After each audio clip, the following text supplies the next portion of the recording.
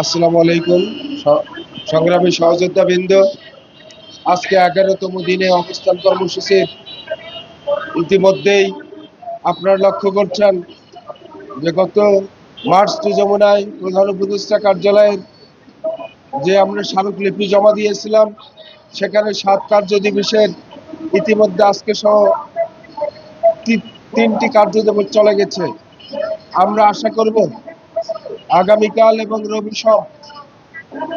6 কার্য দিবস এবং নেক্সট মঙ্গলবার 7ম কার্য দিবসের মধ্যে যদি আমাদের কোনো সিদ্ধান্ত না হয়, আপনারা ভালো জানেন যে আগামীকাল আমাদের ভুকা মিছিল আছে এবং রবিবার মার্চ টু সচিবালয় প্রধান উপদেষ্টা কার্যালয় থেকে সিদ্ধান্ত আসবে আমরা বিশ্বাস করি, কিন্তু সে সিদ্ধান্ত চূড়ান্ত সিদ্ধান্ত না, সে সিদ্ধান্ত আসবে শুধু উপদেষ্টা, সমাজ কল্যাণ মন্ত্রণালয় এবং সচিবের প্রতি নির্দেশনা যে আমাদের স্কুলগুলো স্বীকৃতি এবং এমপিও বাস্তবায়নের।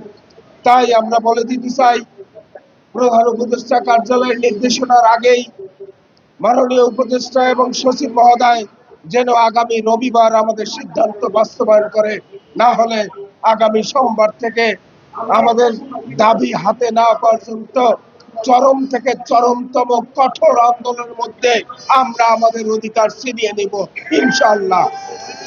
সম্মানিত উপস্থিতি, আমাদের টানা 10 দিন 11 দিন যারা আছেন, অনেকেই অসুস্থ, প্রায় 50, 60, 70 বছরের বৃদ্ধ যারা, তারা টানা 10ম দিন পর্যন্ত গতকাল থেকে আর পারছিলেন না, আমাদেরকে বলে অনেকেই বাড়িতে চলে গেছেন।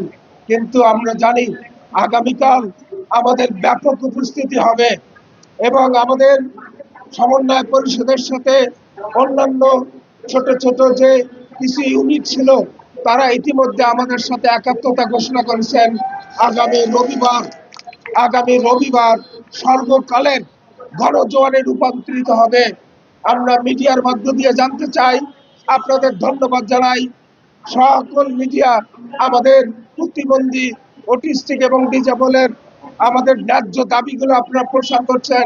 আগামীকাল থেকে রবিবার সোমবার পর্যন্ত যতক্ষণ আমাদের ন্যায্য দাবি সরকার আমাদের হাতে ফিরিয়ে না দেয়, আপনি রিকোয়েস্ট করব মিডিয়া যেন আমাদের সাথে থাকে। ইনশাল্লাহ আমাদের এই বিজয় আমরা বাংলাদেশের প্রেস মিডিয়া, ইলেকট্রনিক্স মিডিয়াকে আমরা উৎসর্গ করব। আপনাদের উৎসাহে ইনশাআল্লাহ বাংলাদেশের 1772টি অটিস্টিক এবং প্রতিবন্ধী স্কুল স্বীকৃতি সহ এমপিও পাবে এবং স্বীকৃতি প্রাপ্ত 56টি স্কুল অবশ্যই এমপিও পাবে। এই সফলতা নিয়ে আমরা মাঠ ছাড়ব যতক্ষণ না পর্যন্ত আপনারা আমাদের সফলতা না আসে। আপনারা থাকুন, আমাদের সাথে থাকুন এবং এখনো যারা আসে নাই তাদেরকে উৎসাহিত করুন। ধন্যবাদ। আসসালামু আলাইকুম। বাংলাদেশ প্রতিবন্ধী বিদ্যালয় সমন্বয় পরিষদের প্রধান মুখ্য সমন্বয়ক জনাব গাউসুল আজম সমবায়কে গুরুত্বপূর্ণ বক্তব্য রাখার জন্য